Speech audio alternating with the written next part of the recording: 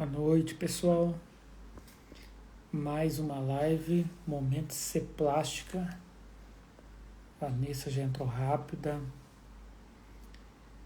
Hoje vamos falar sobre cirurgias no homem, estética masculina, cuidado, prevenção de complicações em homens, que interessa para as mulheres também. Vamos ver quantos homens entram. Os homens muitas vezes se escondem, né? Vamos ver quem está entrando. A gente tem um convidado, vamos ver se dá tudo certo. Túlio, grande Túlio. A autoestima de homem é muito importante. O doutor Edgar já entrou aqui. Vamos achando ele aqui.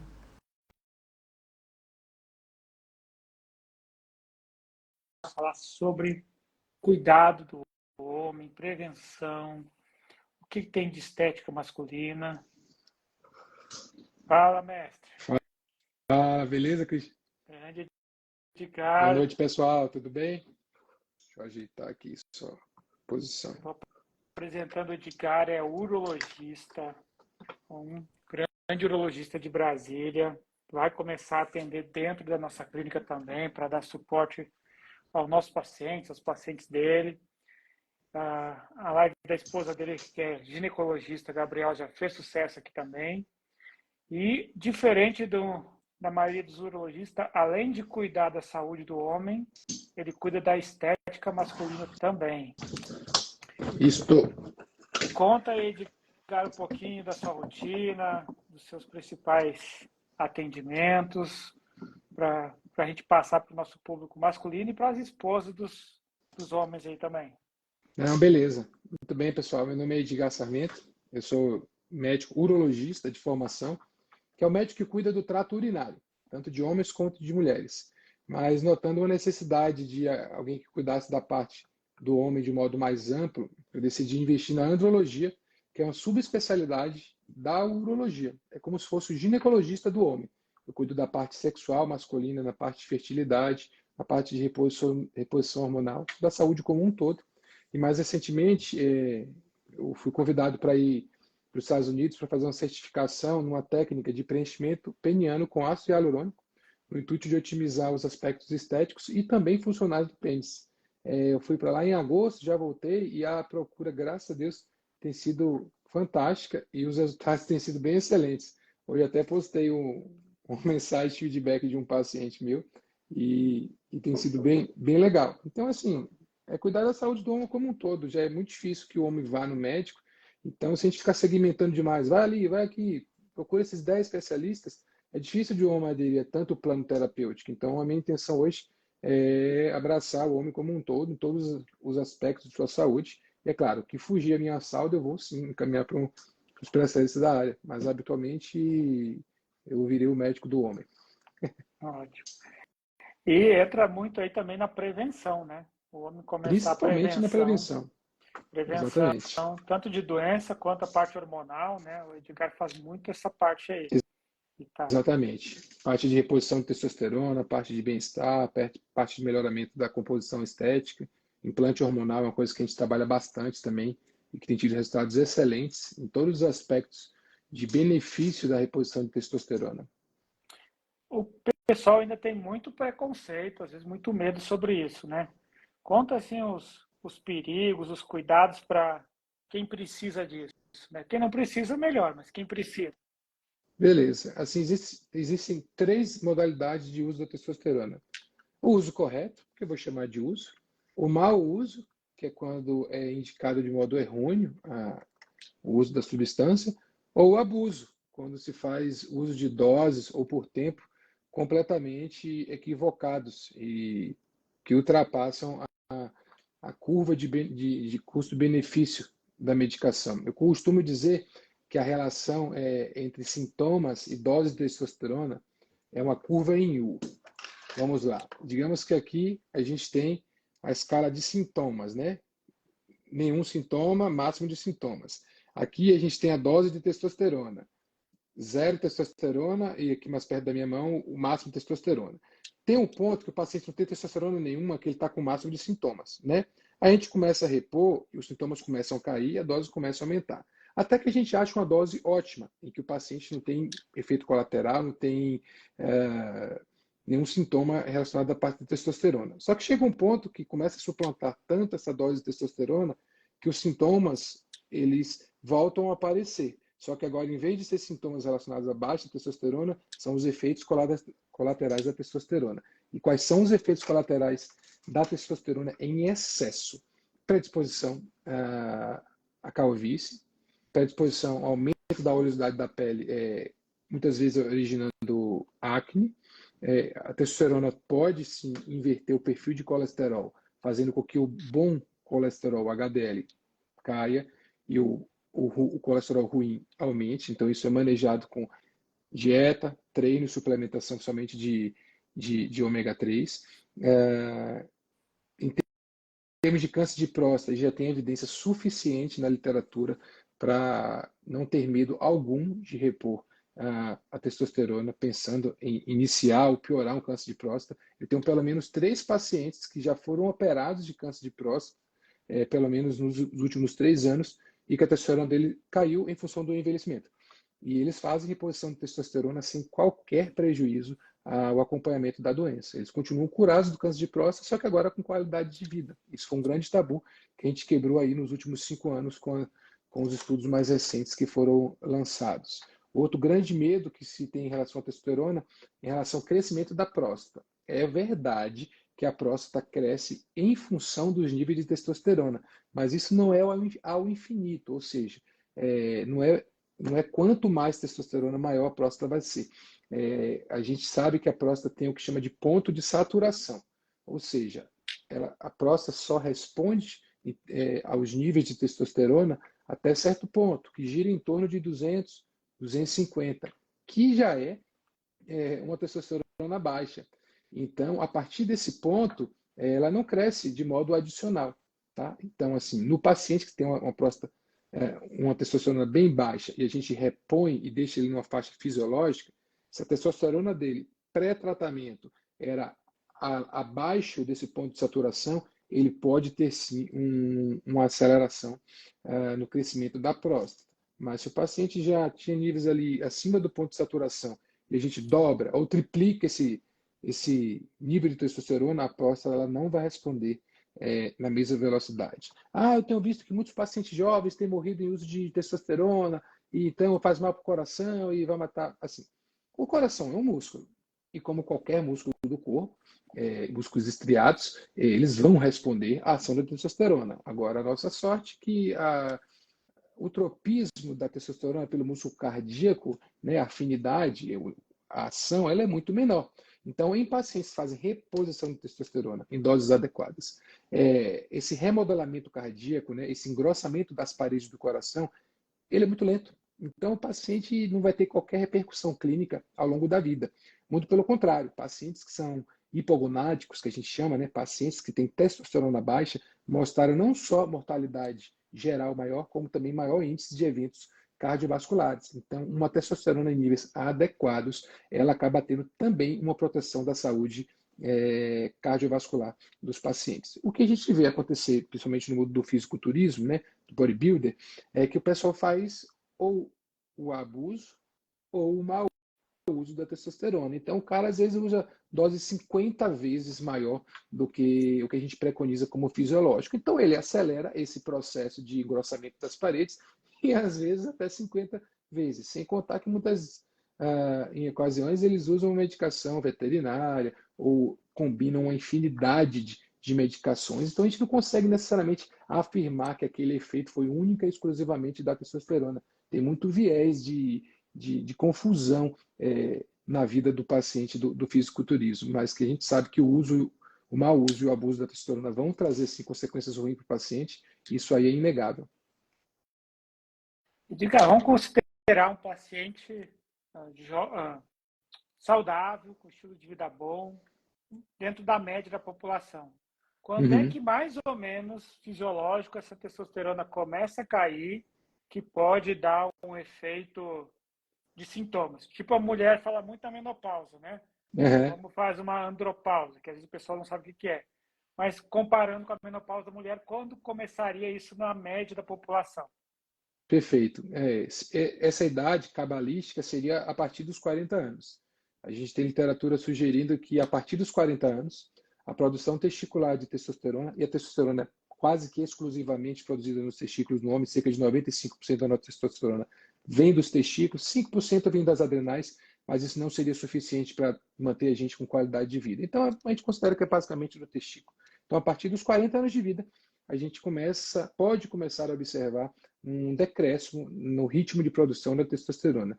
Acontece que a gente precisa entender que o homem ele não para de produzir o hormônio, né? Embora exista a menopausa, onde a mulher os ovários vão perder a função de produção hormonal, os testículos não perdem essa função, só diminui. Então, o termo andropausa, embora bastante popular, ele é um termo errado, porque a gente não interrompe essa produção. E o que a gente tem visto cada vez mais com essa tendência ao sedentarismo, à alimentação fast food, a falta de autocuidado, é que essa idade tem se antecipado bastante. Tem muito paciente com sobrepeso e sedentário, com péssimo sono, que de 20 anos, por exemplo, que já tem testosterona baixa. E não é porque o testículo dele está insuficiente, mas é porque tem tanto fator inflamatório ativo, tem tanto fator de inibição, que às vezes até com a testosterona numericamente adequada, essa ação da testosterona ela é bloqueada pelo tanto de cascata inflamatória que esse paciente tem em função de obesidade, de uma dislipidemia, muitas vezes pré-diabetes, resistência à insulina, má alimentação, um sono completamente desregulado. Então, assim, se a gente tivesse que escolher uma idade a partir do qual o homem tem que começar a se preocupar e ele vai começar a ter mais sintomas relacionados à queda de testosterona, isso é em torno dos 40, 50 anos de idade. Mas com o estilo de vida que a galera está levando hoje, meu consultório é cheio de paciente jovem, com sobrepeso, sedentário e que a parte sexual, parte de disposição e de composição corporal é uma lástima. E quando a gente vai cruzar com os dados de laboratório, os níveis realmente estão aquém. O problema é que no paciente jovem que não tem fertilidade definida, é muito arriscado a gente fazer uma reposição de testosterona. Por quê? Porque toda vez que a gente usa uma testosterona exógena, né, seja ela injetável, gel, embora menos com gel, mas pode acontecer, ou implante, o racional é que o corpo interrompa por hora aquela produção, né? O sangue tem muita testosterona de fora, o corpo tem testosterona demais no sangue, testículo, vamos dar uma sossegada aí na produção. E aí pede para o cérebro parar de produzir as gonadotrofinas, né? O FSH e o LH, que são os hormônios que estimulam o testículo a funcionar, então a produção cessa naquele tempo. Como o paciente está usando, ele não tem efeitos colaterais ou sintomas relacionados à testosterona baixa, até porque ela está adequada. De repente, o paciente resolve interromper o uso da testosterona. O que é que acontece? Toda a produção está interrompida. E nem sempre esse retorno à produção normal ele acontece de modo efetivo, nem sempre é rápido. Mesmo com o que chama de terapia pós-ciclo, né, ou terapia pós-uso de testosterona, onde a gente reestimula o testículo a funcionar, às vezes isso demora um tempinho. E uma coisa é recuperar a produção hormonal, outra coisa é recuperar a fertilidade. Às vezes demora mais tempo ainda. Então tem que ficar muito de olho nesses pacientes jovens que têm desejo de fertilidade ou incerteza de fertilidade e que podem estar aventando aí um uso de testosterona. O pessoal jovem às vezes utiliza muito tem a testosterona em níveis normais, não tem sintomas e está repondo, né? Uhum. Esse risco que você falou aí, de atrapalhar a fertilidade, mas tem risco de, por exemplo, ele usou muito esteticamente, sem muito acompanhamento, como a gente vê muito pelas academias aí, de suspender total a produção com Tem. doses. Isso acontece e tem uma relação direta com dose e tempo de uso. Porque quando você vai utilizando testosterona, o eixo ele fica inibido, né? A produção fica inibida. E tudo no corpo que não está sendo utilizado, o corpo entende que a relevância ali não é tão grande, então diminui o fluxo sanguíneo. E se diminui o fluxo sanguíneo, diminui a renovação celular. Então os testículos, num longo prazo e com doses mais elevadas, eles tendem a perder massa funcional. E a depender do tempo que isso fica inibido, nem sempre a gente consegue essa reversão. Habitualmente a gente consegue, mas como não dá para garantir, o paciente precisa estar muito ciente dos riscos que ele está correndo. E quando a gente está repondo a testosterona? Passou de 40 anos, estou repondo a testosterona ali, não vou ter que ficar aumentando essa dose, porque a minha vai estar inibida, porque vão dizer que eu tenho a metade normal e a metade por reposição. Geralmente esse sinergismo ele não acontece. Geralmente quando está repondo testosterona, a sua testosterona ela vai refletir provavelmente só a reposição, porque a sua produção está teoricamente completamente cessada. E por que eu falei que é completamente? Porque não é garantido. Muitas vezes o corpo ele não inibe de modo sumário a produção e o paciente acaba tendo sim algum grau de produção de testosterona. Tanto que tem alguns pacientes que usam testosterona e são completamente férteis. Se não fosse assim, a gente usaria a testosterona quanto método contraceptivo. Mas em função do índice de falhas comparado à vasectomia, que é a melhor técnica que a gente tem de contracepção masculina, não é aceitável usar a testosterona dessa maneira. Mas a gente sabe que o principal efeito deletério da testosterona é sim um prejuízo à fertilidade e à produção testicular de testosterona.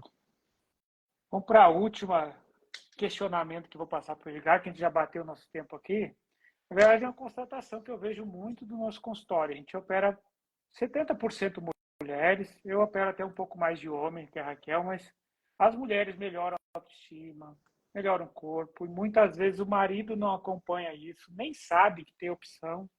Essas 2 semanas que passaram, eu operei muitos homens também, mas nem todos estão sabendo dos cuidados. A gente faz lipoescultura e tal, mas tem homem com queixa de tamanho de pênis, com estética do pênis, com a potência sexual. E isso tudo tem tratamento. O Edgar é o especialista nessa área. Muitas vezes dá para associar a cirurgia, né, Edgar? Fazer uma lipoescultura, uma lipo de pubis com tratamento peniano, para aproveitar. O Edgar é homem, eu sou homem, a gente consegue tratar essa associação junto. Fala um pouquinho sobre esses tratamentos que você tem da área andrológica aí, né, parte estética, Edgar. Perfeito. Na parte estética, a gente tem alguns procedimentos. O mais simples de todos é a postectomia, né, a conhecida cirurgia da fimose, mas a fimose é quando o prepúcio, a pele que cobre a glande, ela impede que o paciente exponha a glande de modo completo ou que ele consiga expor, mas de modo desconfortável. Isso é a fimose. Isso é patológico, é doença e habitualmente requer cirurgia. Mas o excesso de prepúcio muitas vezes pode predispor à inflamação recorrente ou mesmo incomoda o paciente no aspecto sexual, no aspecto estético. Então, essa cirurgia é mais simples de remover o excesso do prepúcio. É uma cirurgia simples, cirurgia rápida, recuperação tranquila, a dor não é tão relevante. Um outro procedimento interessante e mais recente, que não é nem um pouco popular, é o que a gente chama de escrotoplastia, que seria uma plástica do saco. Mas, meu Deus, para que o cara quer fazer uma plástica do saco? Às vezes ele tem muita pele e fica um saco assim, muito flácido, muito alargado, muito longo e às vezes o balançar incomoda, fica muito longe do corpo, fica pendulando demais. Então a gente pode reduzir a quantidade de pele e tem uma coisa interessante, tem alguns sacos que eles são implantados quase que no meio da haste peniana, no meio do pênis. E às vezes isso inibe um pouco o comprimento de penetração do pênis, porque o saco está atrapalhando. Então, às vezes, a gente resseca esse saco e faz a implantação dele um pouco mais na base, para até conferir um aspecto mais visível do que funcional, mas com algum ganho funcional também, uma sensação de aumento do comprimento do pênis em ereção.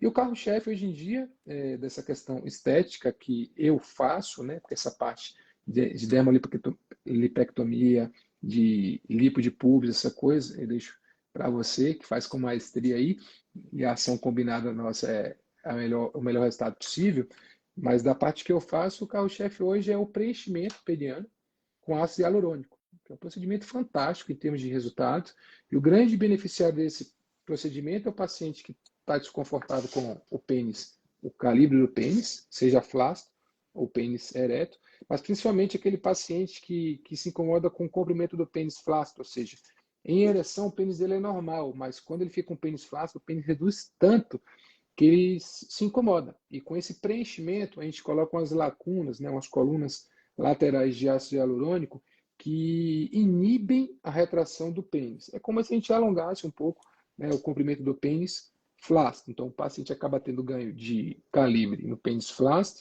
e no pênis ereto, o que traz um benefício sexual relatado muito interessante, principalmente nos casais héteros, onde a gente sabe que o prazer da mulher está ligado ao atrito às paredes vaginais, logo no introito. Então, para a mulher é muito mais interessante, às vezes, um pênis mais calibroso, de um calibre mais adequado, do que um pênis enorme em termos de comprimento. Então, tem esse benefício funcional também, além do estético. Às vezes o cara se sente um pouco desconfortável, meio impotente ali por estar com o órgão flácido tão reduzido de tamanho, e com essa técnica a gente consegue deixar isso um pouco mais esticado, mais alongado, ele se sente mais com autoestima melhor, uma autoconfiança um pouco mais... o paciente gosta mais de se amostrar, isso é bem possível. E no mundo na classe homem, vamos dizer assim, que acaba frequentando o sauna, e é um comparando pênis com pênis, então isso acaba trazendo também, às vezes, uma capacidade de equiparação entre os casais. O resultado tem sido muito bom, o feedback dos pacientes é excelente, embora o CFM já tenha começado a liberar esses antes e depois, eu ainda me sinto um pouco inibido em publicar em rede social tanto pênis, mas eu tenho um acervo pessoal, a gente tem no site do Eurofil também alguns resultados antes e depois, então é algo assim que é fácil de demonstrar para o paciente, para ele ter uma ideia de como que isso vai ficar. E isso tem que ser feito em centro cirúrgico ou pode ser procedimento ambulatorial? Não, eu fiz hoje à tarde, lá no consultório mesmo, o paciente voltou a trabalhar logo em seguida, geralmente dura uns 30 minutos toda a aplicação, eu sempre pergunto para os pacientes, e aí, de 0 a 10, dou 1, 2, tá? Então é algo muito simples. Se o paciente quiser ir para academia depois, ele pode, eu só peço que não faça treino aeróbico nem treino de perna, mas o grande cuidado é não ter relações sexuais de qualquer tipo, anal, vaginal, oral, ou mesmo masturbação, por pelo menos 3 dias, para a gente evitar infecção. Que se tivesse que eleger uma grande complicação desse procedimento, seria a infecção, embora elas sejam muito raras, e quando aconteceram, elas estavam completamente associadas ao paciente não respeitar esse resguardo. Eles ficam tão ansiosos em inaugurar que acabam burlando essa regra. E isso pode prejudicar o resultado, que em sua finalidade primária é estético, sim. Show. Passamos nosso tempo, 7 minutos a mais, mas a mulherada que assistiu aí, os homens, caminho para os seus amigos, para os seus esposos aí, para o pessoal assistir depois. Quem não segue o Edgar, siga aí. Se tiver dificuldade de agendamento, manda mensagem aqui que a gente perturba ele para agendarem. Pode mandar dúvidas que eu encaminho para ele também. Show de bola, manda no meu direct, estou à disposição. Ótimo. Ele está ajudando a cuidar da estética masculina e da saúde do homem, tanto na nossa clínica, nos outros consultórios que ele trabalha, nos hospitais. Então é só seguir ele aí e aproveitar. Obrigado, Edgar. Obrigado, Cris, pelo espaço. Boa noite, pessoal. Obrigado pela atenção, pelo tempo de vocês. Um abraço. Até a próxima. Até mais.